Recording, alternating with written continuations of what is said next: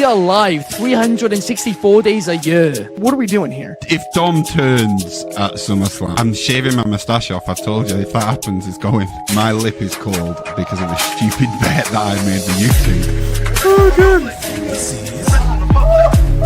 Wrestle's better than Daniel Bryan. Bryan Daniels. Better than Okada. How do you not get 50 after Monday Night Raw? What's going on, everyone? It is your boy Shad Talks Graps, and we are back with another installment of the Wrestling Republic daily broadcast. It's Saturday. You know what that means. We are going to talk about Friday Night SmackDown and talk a little bit about Worlds Collide last night, because there is a big title change that we will talk about in the first topic. And yeah, man, we're excited to be here, man.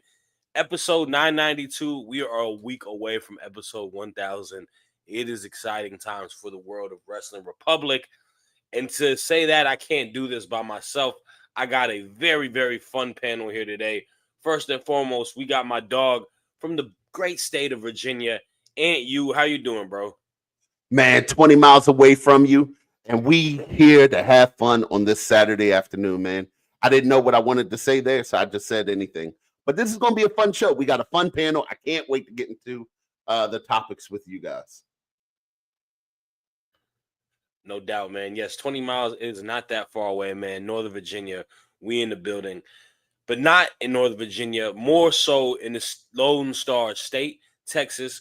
We got another person you see on Saturdays a lot. My dog, Ignacio. How are you doing, bro? I'm doing good, man. Excited for today's show. Ready to talk about a little bit about two shows that happened yesterday, because we didn't only have SmackDown, we had a AAA show that was very interesting. So I'm ready to get into that. So how about we get rolling, huh? Yes, sir. Let's get rolling. And matter of fact, good segue. Let's talk about that. Let's talk about the AAA show last night, Worlds Collide. They had a very fun show. I've been enjoying the merger between them and the WWE. And we had a big-time championship match, man, for the AAA world title of Vikingo versus Dominik Mysterio. We got a new champion, man. We got Dirty Dominik Mysterio defeating Vikingo last night in Vegas. Man, this is very interesting, because obviously, if y'all watched the last pay-per-view, Vikingo was getting a lot of boos. People were not very receptive towards him being world champion. A lot of them obviously wanted the previous champion, Alberto Del Patron, to still be champ. And it didn't happen. He came in, he won the belt in that last match. And he had this big-time match against Dom. He loses, man. And now Dominik Mysterio is a double champion. This title change has been very controversial online, as you could expect, because one, it's the whole dynamic of, oh, well, a WWE wrestler took a title from a promotion they're working with. Granted, WWE does own AAA. That is a fact. But also just the fact that it's kind of a lot of people are concerned about Vikingo for the future of what his, why the crowd isn't for him. But overall, man, I'm excited, man. I before I pass it off to y'all, I got to say, man, Dominik Mysterio to me is someone that I don't know if I've seen a wrestler on that WWE roster in the last 5+ years that has completely won me over. He went from someone I couldn't really care too much about to someone who is a ultimate superstar on the roster. Saw a picture of Eddie Guerrero with both titles, Dominik Mysterio side by side by it. He's stunting like his daddy. And it's cool to see, man. So, you know what? I'm here for it. I want to know what y'all got to say. Ignacio, since you did bring it up first, I want to ask you, man, how did you feel about the match and also about the title change with Dom as our new AAA champ? Well, I mean, for those people who say that, it's a WWE guy taking a title off a AAA guy, well, it's like you said, well, AAA is WWE now. So everybody there's a WWE guy now. So, but I get what they're hinting at, but I think it's good for the business. I think it's good for AAA from a global aspect. I think this just reinforces the fact that WWE doesn't have any plans to really change anything AAA wise as far as like branding, I guess. Like they're gonna keep it AAA, and it makes it bigger. The audience in Mexico seems very receptive to it. They love Dom over there. So I don't really get what the big issue is, you know, and I'm going to segue into a little something else that you all covered yesterday is that, look, WWE is a global company now, and they're having WrestleMania in Saudi Arabia in 2027. And obviously they're looking to build more of a fan base in Mexico because eventually they'll probably have a WrestleMania there too in Mexico City. So I think that's the ultimate goal. And I'm not saying it's going to happen after Saudi Arabia. I'm not saying it's going to happen 5 years from now. It could happen 10 years from now. But I think that's the end goal. That's the plan. And, you know, I'm all for it. I think, you know, they're going to be very successful there. I think Dom's a perfect person to lead the way. Yesterday's match, it was very good. Vikingo's one of the high flyers I can kind of tolerate because depending on who he wrestles, it's not ridiculous, right? He keeps it part of his arsenal, but doesn't make it too showy. So I can appreciate that. So, you know, I thought it was a very good match. It had WWE antics in it, you know, that coincides with AAA's antics because AAA was kind of like the WWE Mexico as compared to CMML. And to branch off of that, I mean, they're a great product, and they're only going to get more successful. And I had something else in mind I forgot, but overall, I really liked it. It was a good match. You know, Dom's very over there, and he's only going to be more over. And the Mexican fans are loving it. So I don't get what the this is what I was going to say real quick. I'm sorry.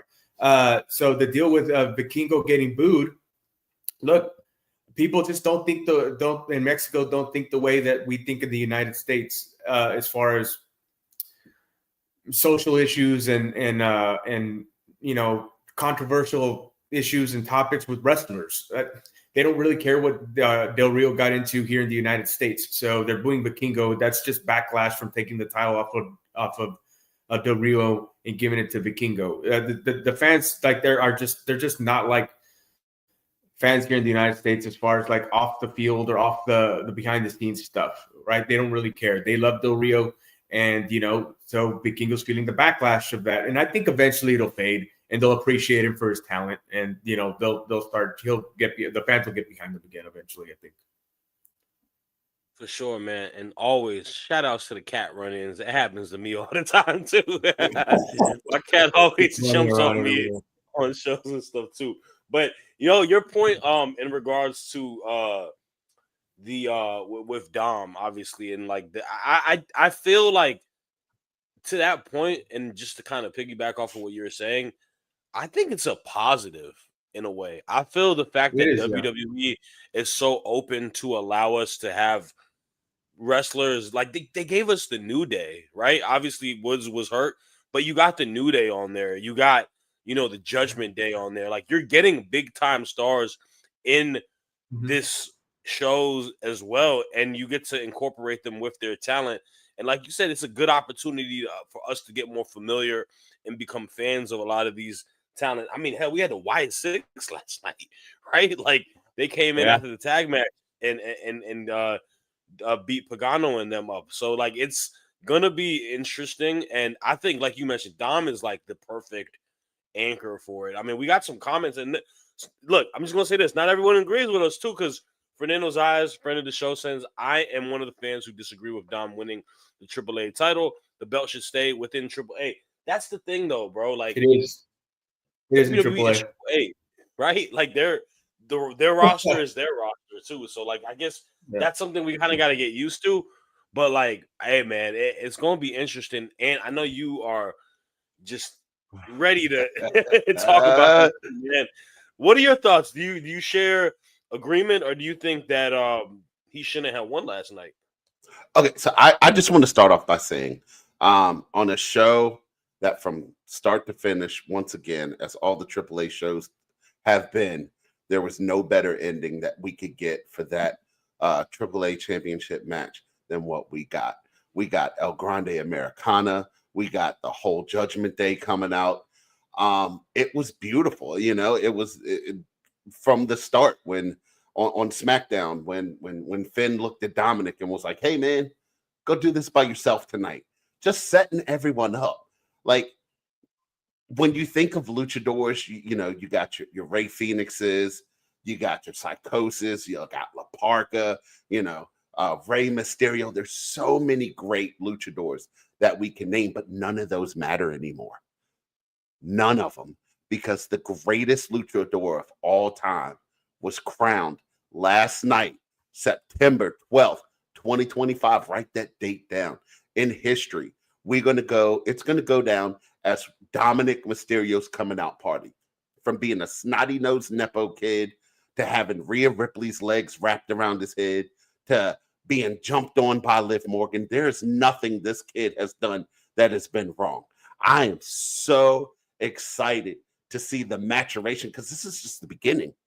I can't wait to see the maturation and the growth of Dominik Mysterio and how they take this character. And if they allow him to be the true heel that we all know he can be, and just rub this in everyone's face and be obnoxious and be brash all the time, this might go down as one of the best runs. I love the fact that WWE, like that these promotions are crossing their champions, right? Because that show was in Vegas. How do you get people in Vegas for a AAA show?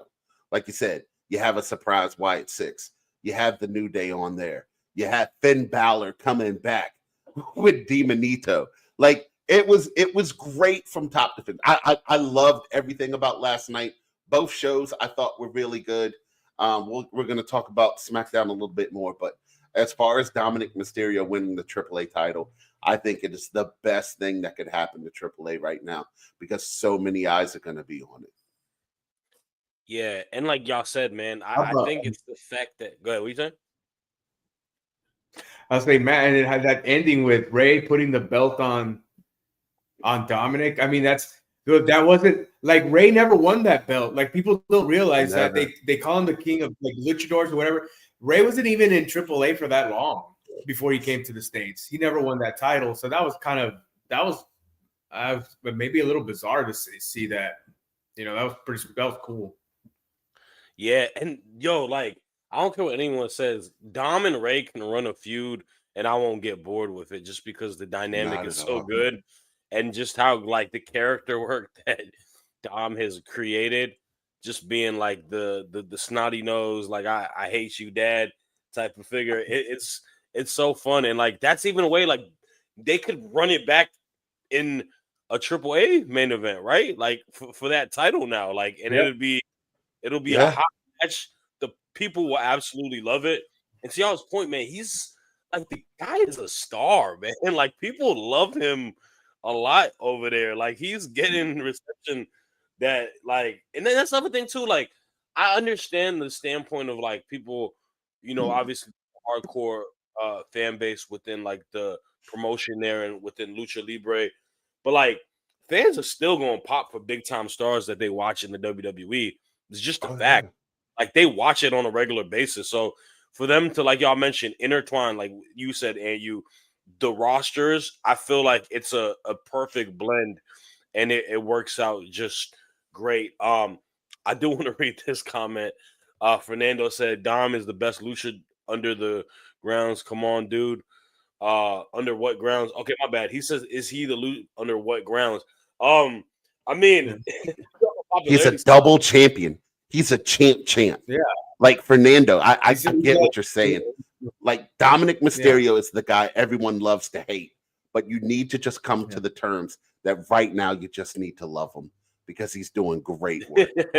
And for the fact that he's got you upset to write that means that Dominik Mysterio is doing this. Dominik Mysterio is one of the most like enticing characters in pro wrestling right now. That is not a like false statement. You know, I mean, if he's basing off of like maybe, you know, traditional like abilities like in ring and stuff. And I will say this, man, like he may not be the best in ring wrestler, but Dom is like, he went from being bad, I thought he was not a good pro wrestler, to now being a pretty good pro wrestler. Yeah. Like, and I think that's going to be like, I think Dom's legacy is going to be that at the end when his career is over, 20 years from now, 25 years from now, whenever it is, he's going to end up being his dad might have been a better wrestler in ring, but he's going to be the better storyteller. Yeah, man. Oof, that's an interesting take. I don't hate that at all. And then we got another comment that I always got to show. Zach Minger, National Strawberry Shortcake Day. That sounds good, man. I might have to get me some. Yeah. Let's talk SmackDown now because we had the not return, but appearance from Brock Lesnar coming out. He is looking for John Cena, and he does not find John Cena. He finds Ron Cena. R-Truth comes out. They have a very awkward promo exchange between each other. I want to say, I think it's the fact that R-Truth is so funny, charismatic, and he's also playing the typical R-Truth, being kind of dumb in a sense, character to it. And then you had Brock laughing. You could tell he's laughing, but he's also trying ways to answer back. And it just, to me, I explained like this. It was awkward, bad, hysterical, and entertaining all in one segment for me. I went through the ebbs and flows of all of that, and I found myself entertained by the end of it. At the end, Lesnar hits him with a F5, and he rips his pants like SpongeBob, which is also adds more to it. But it happens, man. This is an additional promo. Obviously, they did have a very good promo package later on the show, talking about the history of between Cena and Lesnar. And my God, it got to make us feel old, because it felt like yesterday when they was feuding for the very first time in the early 2000s to where we are now. But we're building to it, man. But I'll ask you, and what are your thoughts on the segment between Lesnar and Truth?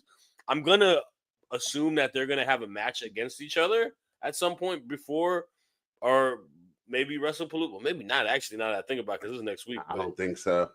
What you think? So, yeah, no, I feel like that promo last night was just a one-off, right? It's Paul Heyman did an interview, and Paul Heyman said that every time, or that he told R-Truth that every time he gets in the ring with Brock Lesnar, let's see how many times you can make him break. And that's what I got from that last night. Like, it was R-Truth, doing his best to break Brock Lesnar with everything he said. So it did get weird for a minute. Lesnar can't even stay like the beast when he's in the ring with R-Truth. Like, even Lesnar got a little just, so you mean to tell me you don't know where John Cena is? And he kept saying that, and them two just going back and forth. It was fun, but you knew what the outcome was going to be. He was like, "I'm Ron Cena." Oh, you're Ron Cena. It was hilarious, right? But you could saw where it was going to go. And then I feel like Brock did the best he could do with the situation of splitting his pants, because I don't know if they're billing Brock Lesnar to be the heel in this match. And so when he ripped his pants and he's smiling and he's joking with the people in the stands, if you're a casual wrestling fan, you're confused by this, because you're just like, oh, I thought he was the bad guy. So I feel like having that segment between R-Truth and Brock Lesnar is going to be great for the storytelling, because Cena's gonna or Truth is gonna talk to Cena before the match, and Cena's got to beat Brock this time. But yeah, no, I don't know, man. It was fun. It was fun, but it was weird at this. I don't know how to fully break down that promo yesterday. It was everything wrapped into one. Yeah, man. It's fun when Big Truth came just to put him down. Brock Lesnar turned into a clown, and no Cena wants to dance with a Lesnar that ripped his pants. They can use that if they want. I'm not charging them on that. But nah, it was funny, man. I don't know. I found it. Like, bro, really ripped his pants, dog. That shit is crazy, man. I mean, it was not a small rip. Like, No, that shit ripped like the damn like he must have wore them jeans a lot, bro. Like them joints hit the washer a lot where they were the yeah, material. the integrity of those jeans had gone. It was not there anymore. You know that man Lesnar be out in the farms and stuff, so he probably be wearing his Wranglers out, man. But yeah, like you said, I don't know. Like to me, it was whatever segment. And it was, it started off the show, and we'll see what happens, man. We have these limited Cena dates, so we'll see what happens next week at WrestlePalooza. But I do want to take a quick segue away from the show for a brief second because I do want to talk a couple things about Wrestling Republic first and foremost. If you haven't already, man, go to our second channel, Wrestling Republic Undercard. You will find exclusive videos, clips, and much more. A lot of other shows that we do, Grappling for Positions, episodes are sold separately off the airs, man. It's a great place. So if you haven't followed us, go ahead and do that. Also, make sure you go to the App Store or the Google Play Store and download the Etsy app. Once you download it, go to upcoming streams.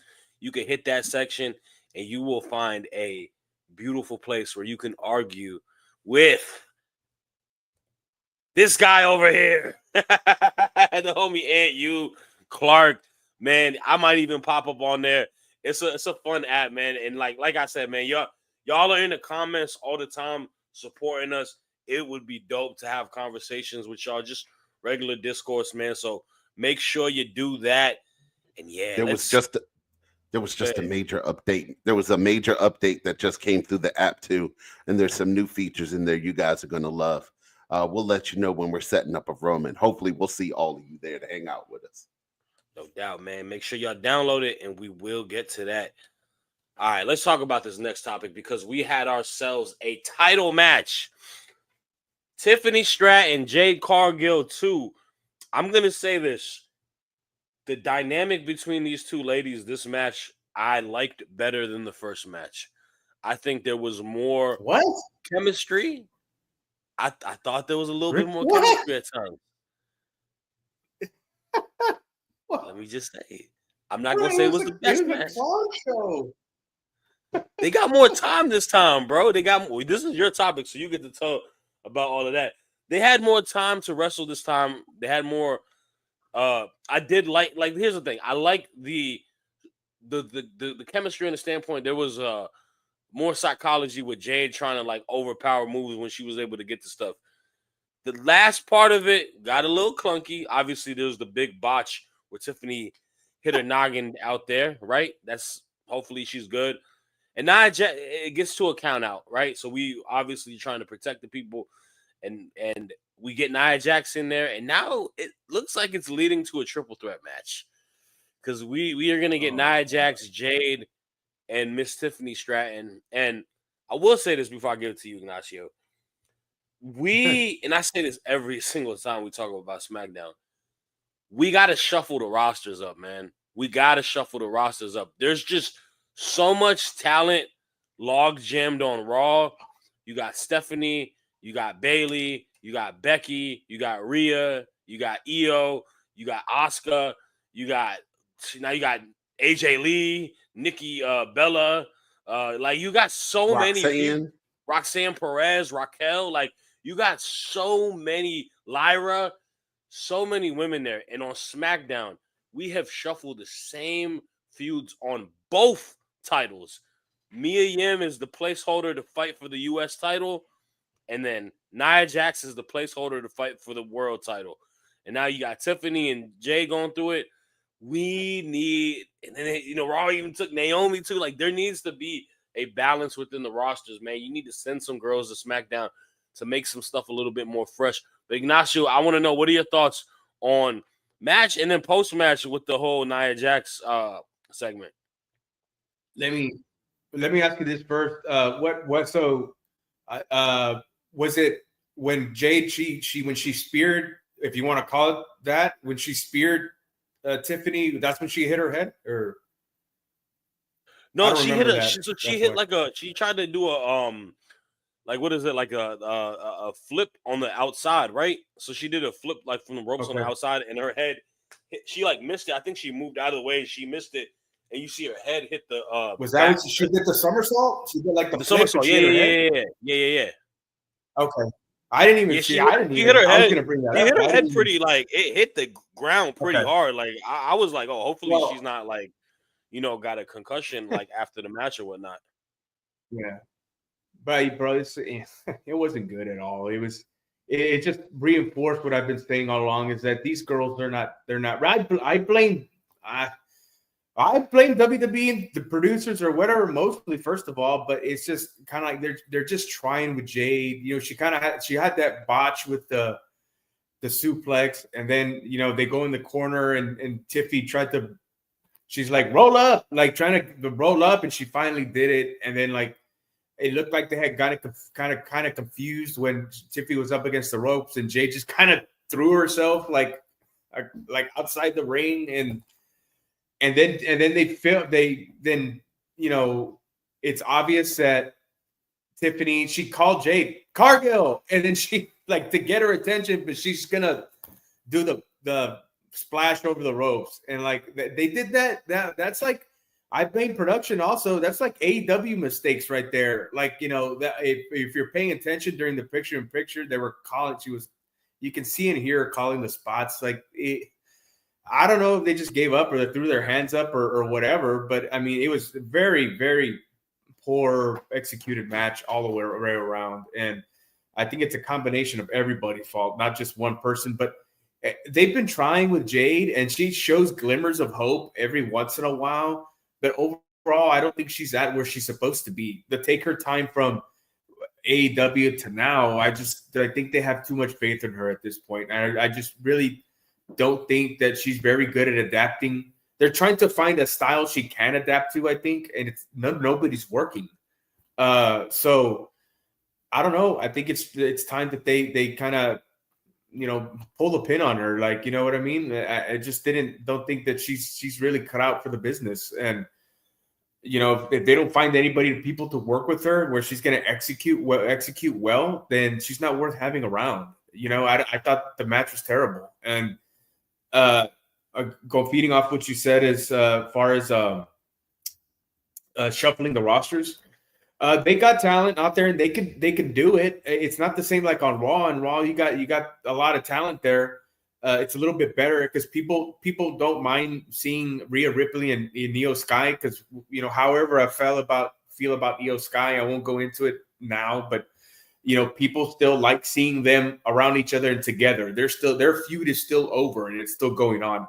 On the other side, on this side, SmackDown, though, people are kind of tired of seeing what they're seeing on TV, and it's time to get some new talent and new blood in there. And they're staying stagnant, and that's going to be a problem for them if they don't start interjecting new talent in there. And I think Jade Cargill's at this point, I think his ship has sailed. I think they need to just throw their hands up and say, you know what, we tried.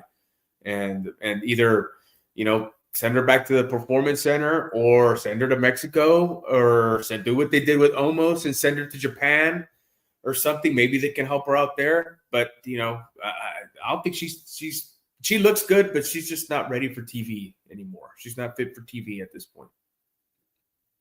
Oh, man. And I see your face, man. I'm going to let you get a little bit of a response on that. No, like, I don't. It's hard to argue with some of the things, but saying that she's not ready is completely outlandish. Everything about her screams superstar, from the look to the aura. It's just, I feel like sometimes she gets in her own way, right? Like something goes wrong and she gets stuck in that quicksand because she hears takes like this every day from people who don't step in the ring. You can tell all she wants to do is put on a great match. All she wants to do is go out there and perform to the best of her ability. And sometimes it's not her fault, things that happen. But when all you hear is Jay can't wrestle. Jay needs to go. Da, da, da, da. It wears on you, just like a professional athlete. Any professional athlete, they read in the papers enough. They're not good. They're not going to play good. So Jade is ready. I think the one thing that's missing, is Bianca Belair. I think Bianca kept Jade in line, not to say in line, but focused a little bit more. And with Bianca being gone and her just doing it on herself, she struggles at times. But not for any fault of hers, just from situations happen. I like Jade Cargill. I really like Jade Cargill. I like everything they can do with her character, and I think when these next round of call-ups come up, as you guys said, the SmackDown women's roster isn't as strong, but if you add a Jordan Grace on the SmackDown, you add a JC Jane or one of these Jada Parker, Sol Ruka. Sorry, you add one of those girls onto that roster, it gives a whole lot more variations that you can pull out. And I think everything's going to be fine with the SmackDown's women's roster once we get these call-ups out of the way. And that's a good point. I just think we desperately need it sooner than later. Because, someone like Julia, man, she's not going to get the crowd caring for anything she's doing because they haven't given her a feud worth caring for, right? And that's kind of the tough part of it. And then you got, like you said, Tiffany, she's had a long title reign now. It's been 200+ days. And it feels like it hasn't been that long just because we haven't had, we've had such a much, salute to the homie, my girl Atomic Merp, saying, I really enjoy the match, but she's not down for Tiffany and Nia again. I don't want to see that happen again either, bro. We've seen this rodeo happen so much. Go ahead. I'll say a couple things as you brought. Well, no, number one, I want to say one thing because I hope Angie hears this. This is one segment they could have done without. This is one segment they could have totally just. Oh, then you wouldn't have much of this was a tight. Thing is this, I don't necessarily agree with that because it's a main title match, right? So it should have felt more significant than what it was. Sure. Obviously, it wasn't the best match on the card. I mean, we're about to talk about the main event in a second. Obviously, Sami Zayn and Rey Fenix was also on the show. I love that they're doing the US open challenge again. But yeah, I mean, it was in a tough situation, man. I'm still for the same.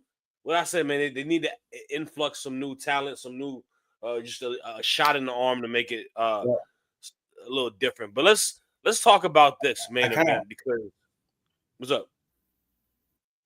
I real quick. I said it last week, and I'll say it again. So those matches, the segments with Julia, they're not for Julia. They're trying to get Kiana James over, and she will get over. Okay. Yeah, I mean, they got synergy. I want them to have. They might just need some baby faces that people care about, and I don't. Yeah. I don't mean that in any disrespect to Mi Chin and B-Fab because I really like them a lot, but they've not Mia Yim has not had an opportunity to get the crowd on her side, and she does the best she can. It's just really tough. B-Fab caught a beat down. She did get beat. Yeah, I mean, Julia. Before we go to the main event, though, bro. She do. But before we go to the main event, I just want WWE. If you fumble this again, if you mess it up, if you make it terrible, I'm gonna be so angry because you showed Shinsuke Nakamura backstage looking at Sami Zayn, and all I want is black and gold Shinsuke Nakamura back again. I want Shinsuke back. I want the old Shinsuke. I want him coming out. I want him dancing, and I want the King of Strong style back.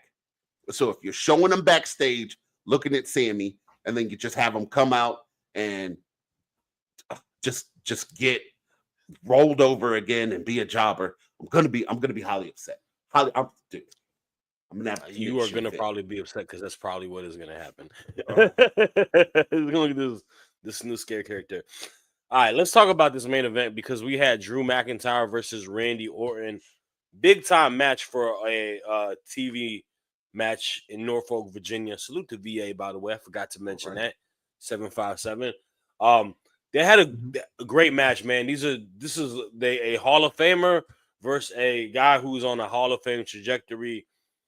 They went to war. Drew comes out with the win, and that's a big win for Drew McIntyre, in my opinion, man. Getting a pin over someone of Randy Orton's stature.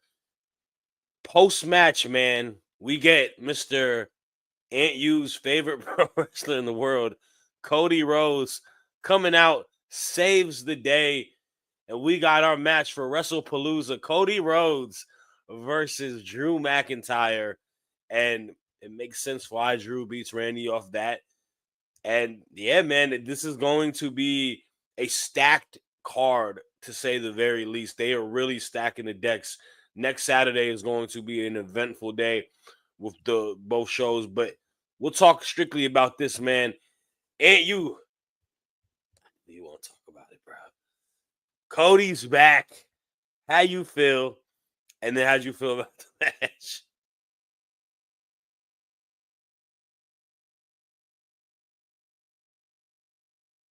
You're muted. Is he muted or that's me? I was muted. It was my bad. It was a good way to bring him back. Everybody thought that he was going to be coming back during WrestlePalooza, which I thought would have ruined that whole show. So just ruin a SmackDown with him coming back. That's even better. At least he's being babyface Cody, and he didn't interfere in the match. He waited for the match to be over. Drew wins by nefarious tactics again. I feel that's a great way to have Drew win and not make Randy look soft in the loss. You know what I mean? So it was a great match. It was a hard-hitting match. They went back and forth. Both of them were getting their stuff off. It's fun to see, right? Because we don't get to see it so much, and they teach us the ins and outs. And if Randy claps, he's going to hit the quick power slam. Well, he didn't clap, and Drew held on to the ropes. So it's fun seeing things like that you usually don't happen a lot. But yeah, the ending, and then Drew setting them up for the kick into the announce table, and everyone's favorite character, Cody Rhodes comes out to save the day.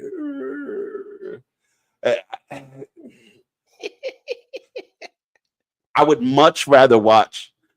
I'm a bigger fan of watching Nia versus Tiffany than I am watching Cody Rhodes wrestle. I would so much rather have, Cody versus Drew. I mean, Drew versus Randy again at WrestlePalooza than, Cody versus Drew. If the title's going to be on the line and you're ready to give Drew the title, I'm for it. But if you're just going to have Cody Rhodes come out again, take 4 claymores, never give up, pull out a super Cody cutter, and then 3 crossroads for the win. Well, I've seen that before, and I don't need to see it again.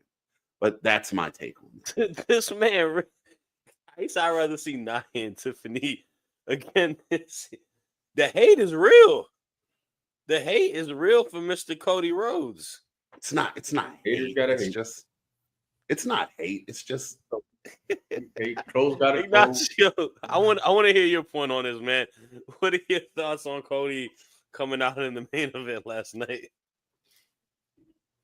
Well, in fact, he came out a lot sooner, or they're utilizing him for this feud a lot sooner than I thought they were. I thought, they were going to push it to WrestlePalooza, but they want to stack up the card and they need the champion there. And I think I'm excited to see Drew and Cody. I think this was a good segue into that feud with Drew and Randy Orton. He got a big win over a big-time player, a big-time superstar. And at this point, Randy Orton's kind of impervious to burial. Like, there's nothing you can do to bury Randy Orton, and he can take a loss. You know what I mean? And it's Drew McIntyre. He's a legitimate player.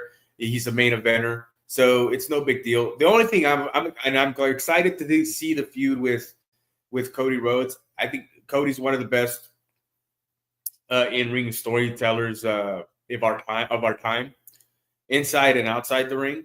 So yeah, this is good fresh feud. I'm excited to see. They got a little bit of history, so I'm interested. And it's not going to stop at WrestlePalooza. They're probably going to take this feud.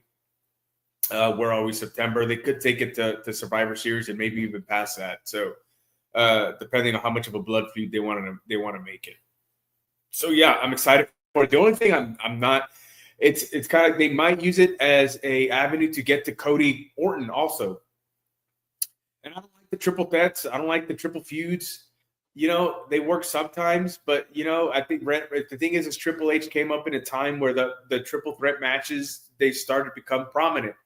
In the mid to the late 90s and then 2000s. That's when they started doing them a lot, and they got bigger, and now you see them all the time now. Every on Raw, SmackDown, the AEW, every show has triples, quadruples, and 5 people matches and such, and 3 people feuds, 4 people feuds, and I'm not a fan of the multi-person matches. So I hope they don't use that to get to that kind of environment.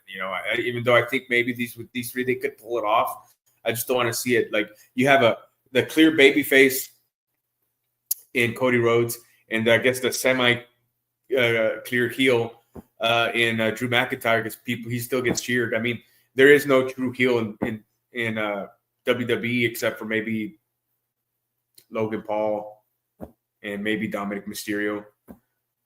But still, I'm excited for the feud because it's 2 guys who know what to do, 2 guys that can cut a promo, old school stuff.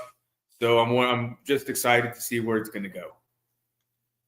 No doubt. And to that point also, I think it's just the fact that heels genuinely are cooler than baby faces nowadays, and fans, like, it's like Roman, he's the heel, he's the tribal chief, but he's also the coolest person on the roster. Like, I don't want to hate the coolest person on the roster.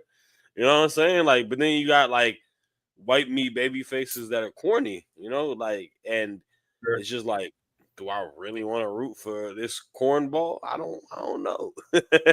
I'm waiting to see what they're gonna do with Jey Uso, because if they're gonna turn Jey Uso full heel, like, is he gonna embrace that? Because Jey Uso cannot cut a promo. Jey Uso's promos with his brothers are his best work. Man, come on, dog. He could cut promos, not when it's not in like catchphrase, but before, when they was doing like the tag team, they were able to cut. They both were pretty good at promos. Jimmy carries the promos. I think Jimmy is a better like pure promo. I don't disagree, but I don't think Jay is like bad. I think LA Knight should be the heel, though. Honestly, LA Knight is an incredible heel, but it's just the fact that he's so over. Like, he's got his catchphrase over as well. But LA Knight, like, when he was a heel on NXT and then he started off initially like on the main roster, I think that's kind of where a lot of his bread and butter was too. So we'll see, man. Then again, there's like a lot of heels, so I don't know, man. We'll have to figure out. Seth Rollins is supposed to be a heel, and they sing a song and cheer him, no matter what. That's what I was just going to get at. It's just like, yeah, the crowd's going to tell you who the heel is, because it's going to be their decision or not to whether they want to boo this guy or not. And I think LA Knight has a better chance of the crowd turning against him and turning heel than Jey Uso. I don't think the crowd's ready to boo Jey Uso. Yeah, and then also to the Seth point, I mean, it works now because they're going, like, the fans are going to obviously gravitate and cheer because AJ Lee is back, and the fans love Punk a lot too. So I mean, they're fine with that. Becky, I don't care what anyone says, man. Becky is playing her role in that storyline, and she is the catalyst of that entire storyline, in my opinion. Like, she is the driving force. Imagine if Tony D'Angelo would have been that last member of the Vision, then we would not have an AJ Lee return. You know what I'm saying? Like, so salute to Big Time. But that is all the time that we have today, man. Appreciate all of y'all in the comments for watching. We'll be back same time tomorrow. It is Sunday Fun Day, so it should be a good episode for that. And yeah, man, we'll catch y'all. Like, comment, subscribe. Y'all have a great Saturday.